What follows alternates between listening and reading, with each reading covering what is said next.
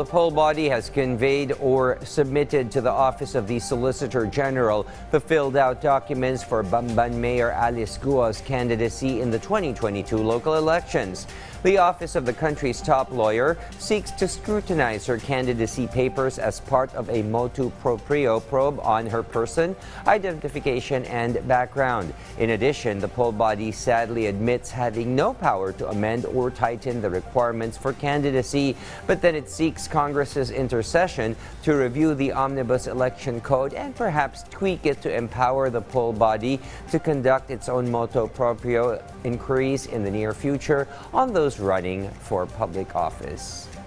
Natanggap po natin yung kanilang request para sa SOSE, sa Certificate of Candidacy at saka sa registration bilang isang botante ng naturang mayor. And binigay po natin lahat yun sapagkat sinasabi naman po ng una po, public documents ang lahat ng ito, at number two, basta po may request sa atin na gagamitin for legal purposes, yan naman po ay hindi para itanggi ng COMELEC na ibigay.